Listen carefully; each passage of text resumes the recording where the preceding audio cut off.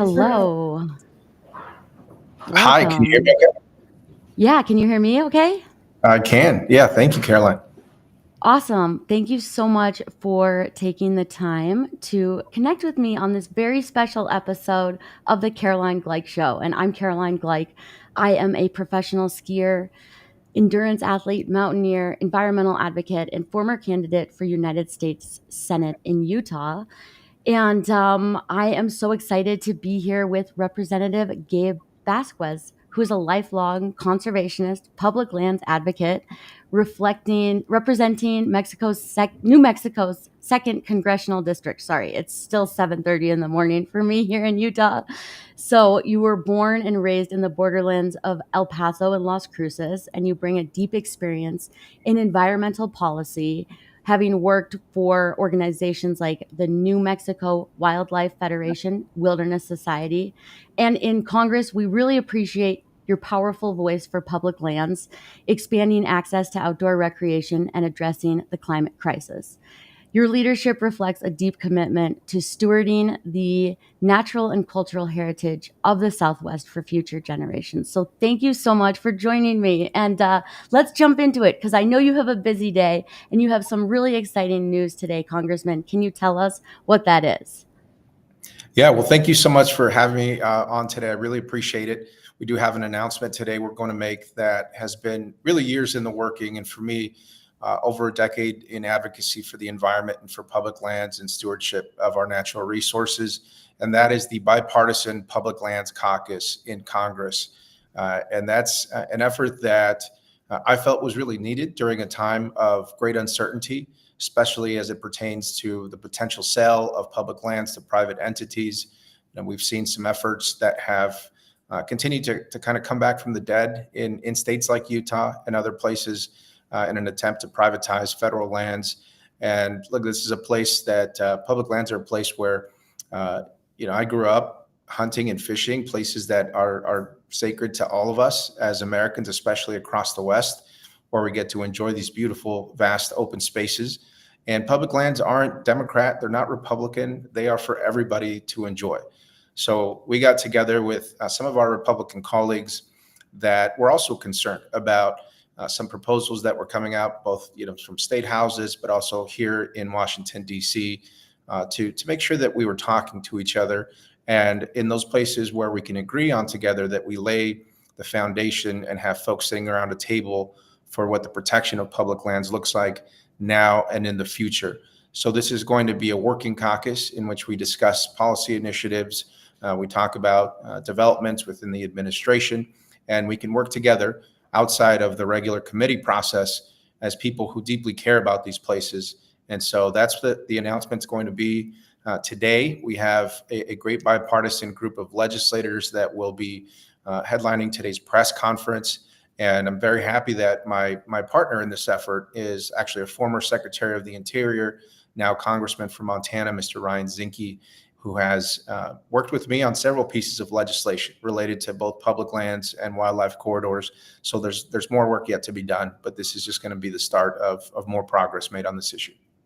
It's so incredible. It's so exciting. I love that you have bipartisan support for this, as it should be. And I'd love to hear a little bit more about the roles that public lands have played in your life. And you spoke a little bit about growing up fishing, but can you expand on that a little bit more?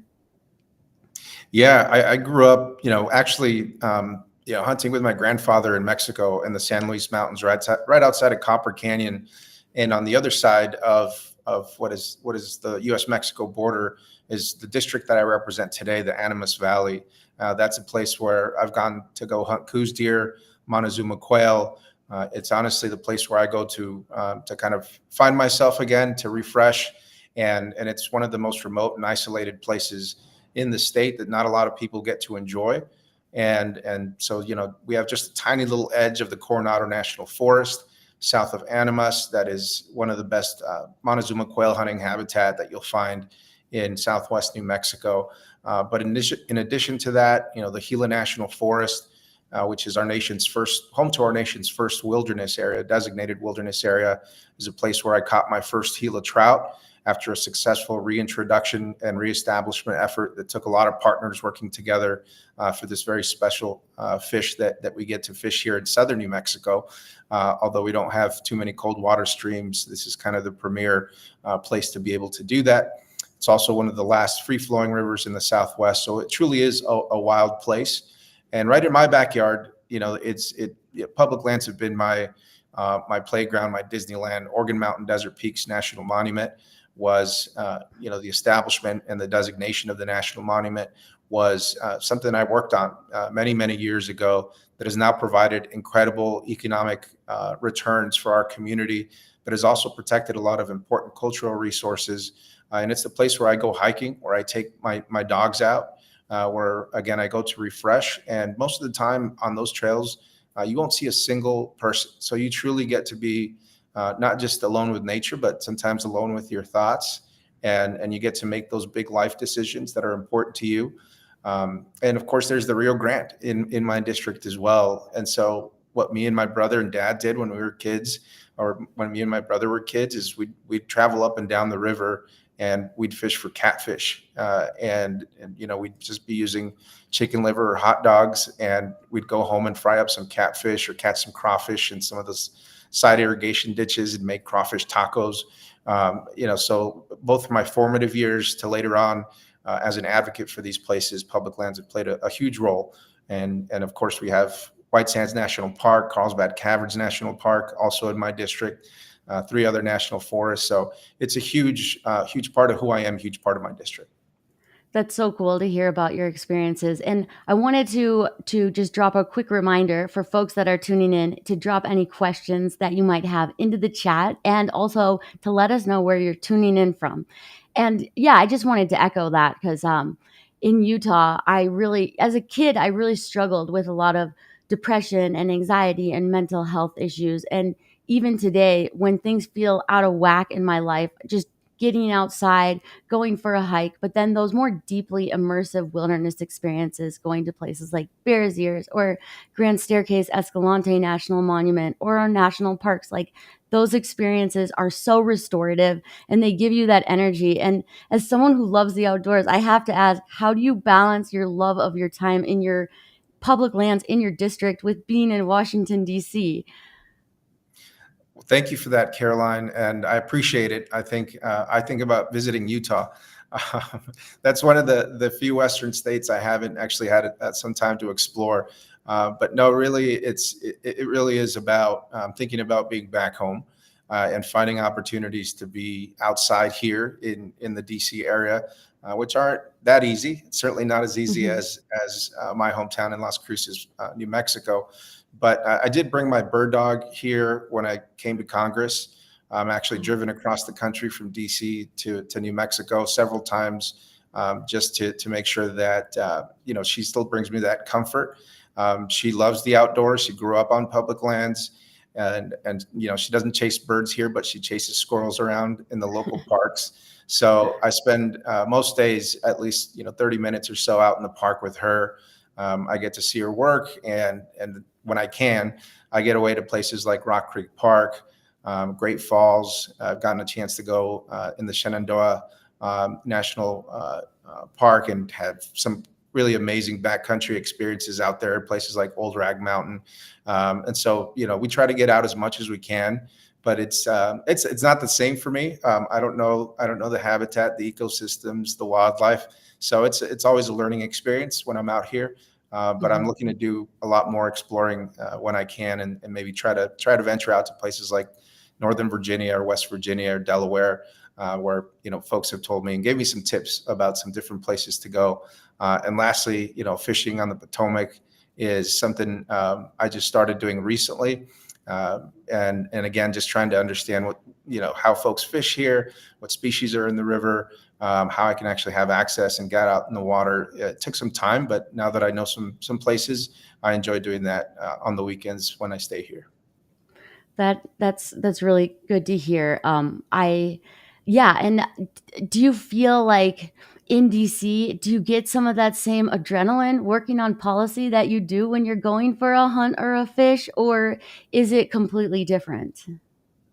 Yeah, no, it's completely different. Mm, This place can be quite maddening sometimes, and I find myself, in the kind of like big ball of stress a lot of times as we're working yeah. through not just public lands policy, but so many different issues that impact the constituents of my district, and I look for solutions. That's one of the things I was sent here to do, is not to be a partisan member of Congress, but to figure out how to deliver results to the people in my district. And so whether it's childcare, senior care, caring for our veterans, supporting our 7 tribal communities that I have here in my district, supporting rural economies, of course, border issues. There's so much for us to deal with on any given day, that it can get overwhelming. And I think more than anything, it's a little bit stressful. But when we do find solutions and opportunities to make progress, then that makes me really happy, and that does bring me an adrenaline rush, right? Because in the sense of you think about ideas, and just like anything in your life,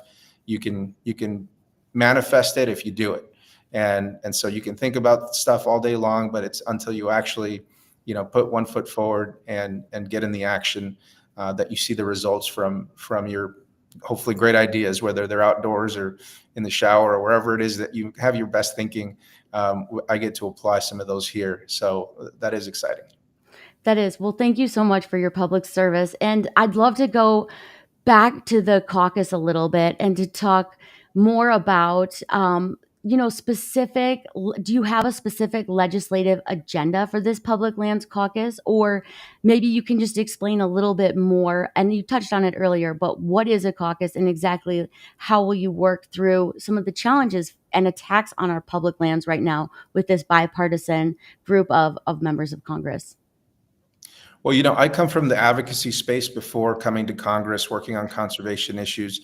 And one of the challenges we always faced was trying to identify legislators, lawmakers that would communicate with us, or that we could work with on different pieces of legislation. So one, this is going to be a great tool for advocates to be able to go to the caucus on any number of different, legislative proposals, ideas, and they kind of have a central place to reach both Republicans and Democrats who care about this issue. So I think hopefully that'll be very, well received by the advocacy community.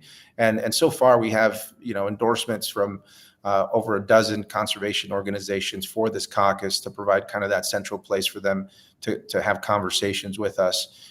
Secondly, in terms of, legislative proposals, right now, the biggest danger, and we're on defense, it's the sale of public lands to private entities and privatizing public lands or even outdoor recreation experiences. Public lands are the great equalizer. It's what makes us all equal when we're on a trail. It doesn't matter how much money you have, what party you come from, or even what part of the country you come from. You're just the same, and nature treats you just the same. And so we want to make sure that we protect the integrity of public lands and federal lands. With that, of course, comes management issues. So resource management is going to be a topic of discussion as well. With recent staffing cuts to federal land management agencies, I believe about 20% across the board that's planned by the administration. Those are discussions we're going to have as a caucus to make sure that we're also educating our other colleagues about the impacts to local rural economies, outdoor recreation, and in many cases also access for tribes to cultural sites. All these things are really important. They very much matter. And so the Public Lands in Public Hands Act is kind of the cornerstone piece of legislation that both myself and Representative Zinke have introduced. And that's something I think hopefully brings the caucus together. Not all members are on that bill yet, but we hope to get them there. But that essentially, prevents the wholesale or transfer of federal lands to private entities. And so we hope to be able to get that across the finish line.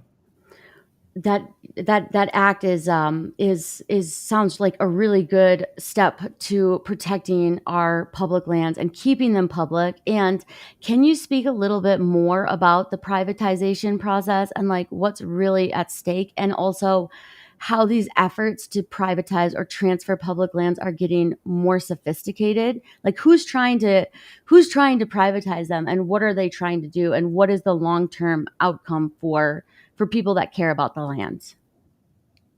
Well, this has been a movement that, for my time since I started working on this issue, goes back to the Malheur Refuge standoff, right? And then the Bundys in Nevada and their unpaid grazing lease fees, and even further back in my home state, the Sagebrush Rebellion, and actually started in my district many years ago. And so this idea of privatizing public lands has been around for quite some time. There are folks that are just hell bent on privatizing lands. And if you go to my neighboring state of Texas, where you only have 2% of the entire state that is public land, federal public land, you see how limited access is to some really special places. And you have to pay for access, whether it's a private landowner, an outfitter, or a guide.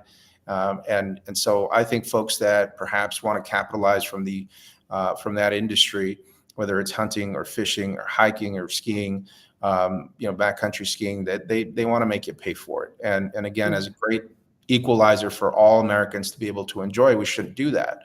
But we've seen attempts, especially at the state level, over the course of the last decade or so, different iterations of state bills that have been introduced to prevent or kind of put a log in the spokes or in the wheels for things like even accepting federal land donations into the public trust. And so there's been some different maneuvers and different ways that folks have tried to limit even the acquisition of new federal lands. Also now with just the management of federal lands itself, our forests are understaffed, our BLM offices are understaffed. And so by cutting the workforce, it's also a way to cut access and say the federal government is unable to adequately manage federal lands. So, maybe that somebody else could manage it better. And then that translates to saying, well, we could sell it to a private entity, or we could transfer it to the states. So there's a lot of different iterations. What we've seen in Utah and places like Nevada has a very clear goal, which is the transfer, I think, in Utah of over 18 million acres, and lawmakers have stated that is their intent. And once federal lands are transferred to the state has a mandate. Most states have a mandate for their state lands to be productive and to increase revenue for any number of things that their state has decided.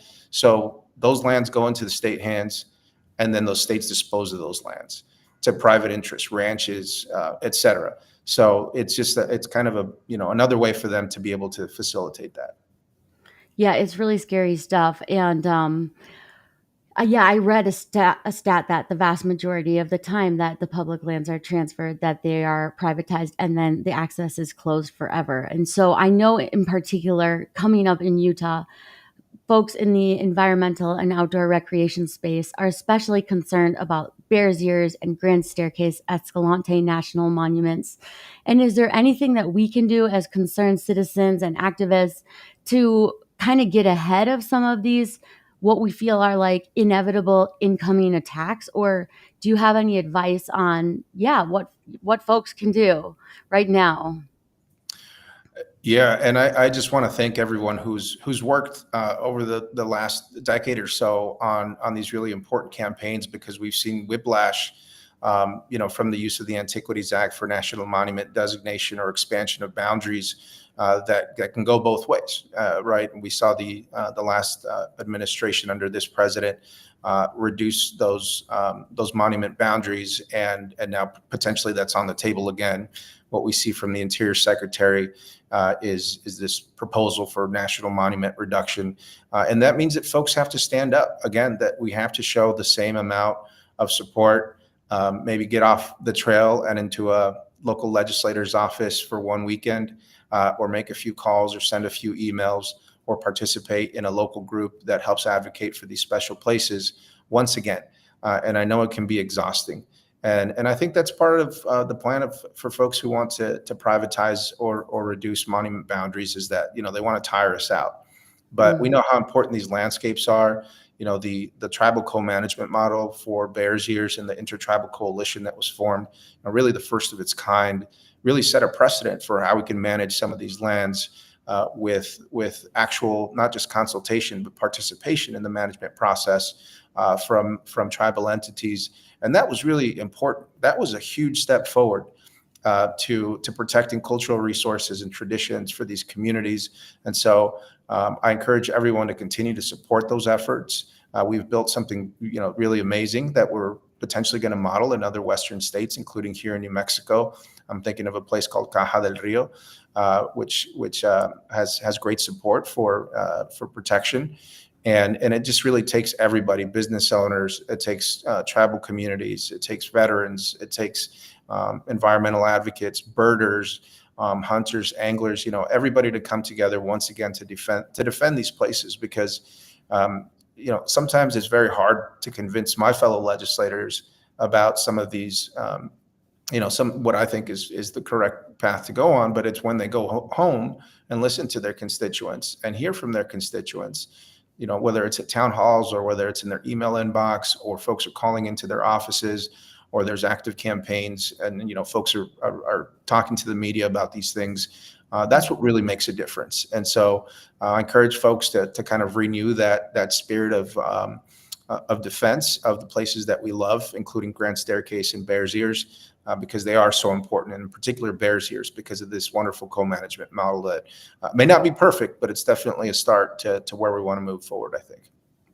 Well, thank you for giving us so many great steps that we can take. And also, I really appreciate your message of encouragement, because having gone through all of these fights during the first Trump administration, it can be really draining. It's hard to get the signs back out. Luckily, I saved a lot of my signs that I painted and made, but it's exhausting. And so I find for me also, like, recruiting new people from the community that are really motivated. And I've seen this whole influx of new voices that are really leading online and in other areas. And so I think people that have already gone through these fights, or once or more times, to come together with the newer voices and building those coalitions, I think we can find a lot of energy from each other. And I loved how you spoke to how groundbreaking and historic it was with Bears Ears, that it was this tribal-led movement. And I really just get back to what I've heard from a lot of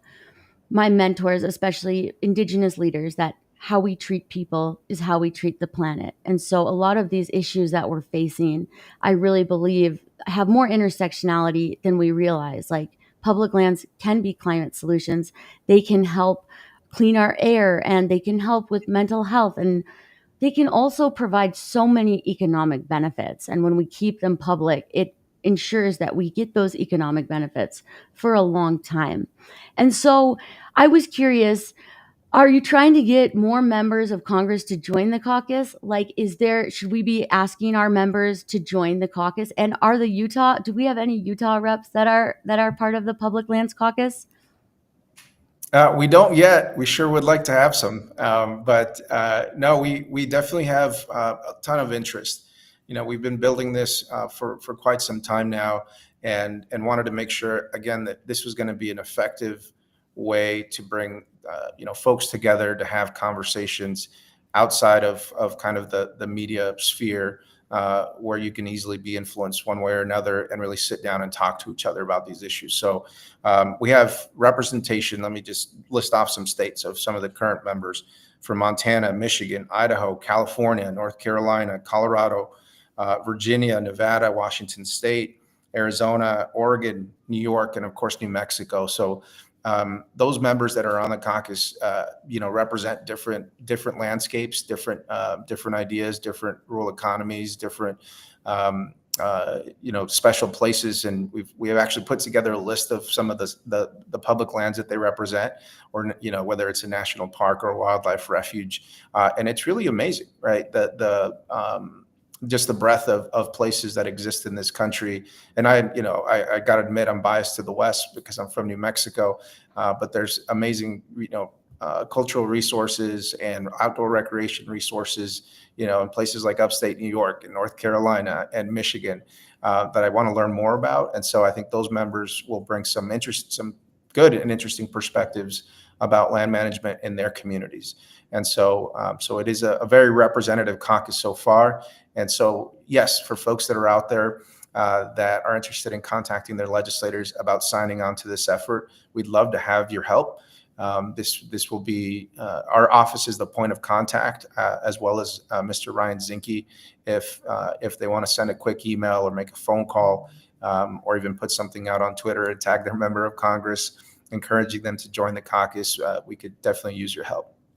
Okay, Representative Blake Moore and Representative Celeste Malloy, I'm calling on you. I think you would be great members of this caucus, and also Representative Owens and Kennedy. They all should join because this is a huge issue for Utah, especially where over 60% of our state is public land. So I really hope our Utah members of Congress will join the new Public Lands Caucus. And I was curious, are you a skier? Have you ever skied? No, I am not a skier. We don't get much snow down here, and I think we have one ski recreation area. I snowboarded once and ended up with a lot of snot on my goggles and in my hair, and it was fun, but I haven't done it since. But we do have some skiers on our staff that are pretty dang good. I did get to take Senator Heinrich on a fun ski day. One time we got to share some runs at Taos in New Mexico, which was incredible. But I would love to get out with you in the mountains sometime. So if there are ever opportunities to go for a hike or a climb, or I've never hunted, but I would be open to trying it. I don't know that I'd be very good, but I would definitely would give it a shot. So I would love to get together sometime if there are any opportunities to help support your work and your leadership with the Public Lands Caucus. And this is just such an exciting day. We are so grateful for your leadership. And, when I ran for Congress for the US Senate last year, like it really is a huge act of public service. And there's a lot of sacrifice that goes into running and serving our country as a member of Congress. So thank you so much for doing that. How many years have you been in Congress now? This is my third year. This This is is my your third year. Yeah. Your 3rd year. Okay. How's it been are you adapting okay? Like, I think it would be a really hard adjustment, like I was talking about at the beginning, just going from being someone who loves being outside to being in the halls of Congress. But, yeah, Yeah, no, um it's been really a rewarding experience, and I think like so many of us that are lifelong learners of so many things, and especially once you get that outdoors bug, and maybe you start with hiking or camping, then you go on to birding because you're curious about what birds are waking up in the morning, and then maybe you see a guy on a gravel bike and you want to do that, and so you buy a gravel bike and you start doing that.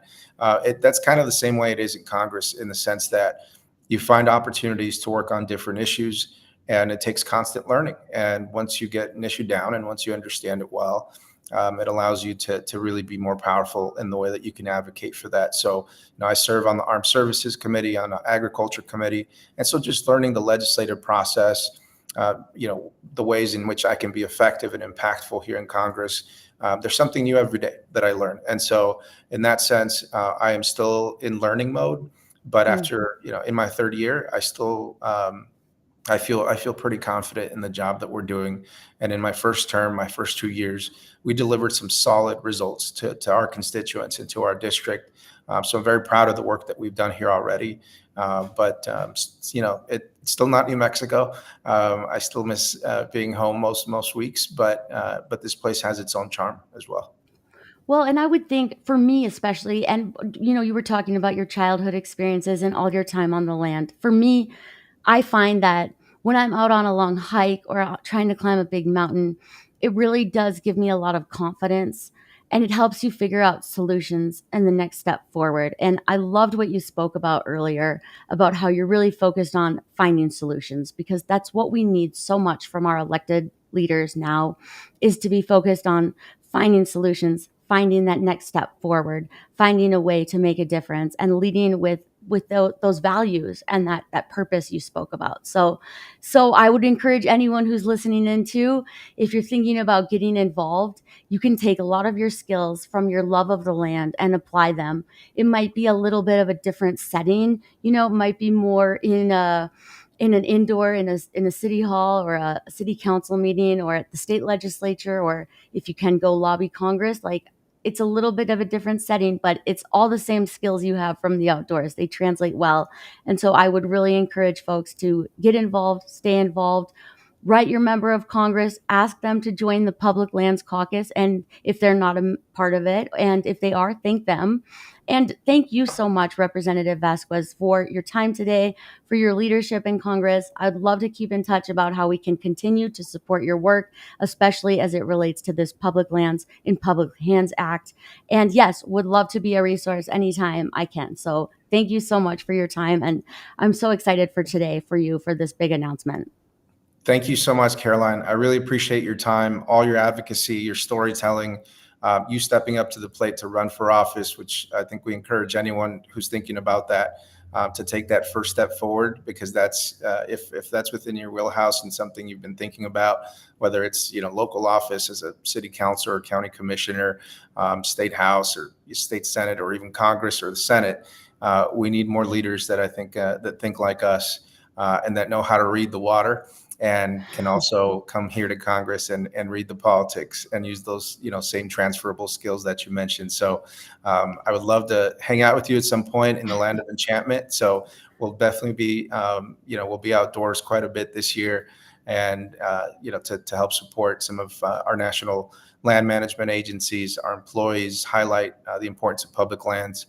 And I've got a whole bunch of other public lands related bills too that we're going to highlight this year, including the protection of the Gila, some water settlement acts for 3 of our pueblos here, cleanup of unexploded ordnance outside of Isleta Pueblo. I mean, you name it, we're doing a whole bunch, and we're going to continue to do that. So I'm sure there'll be an opportunity for us to hang out. But more than anything, thank you for sharing this message with your audience today.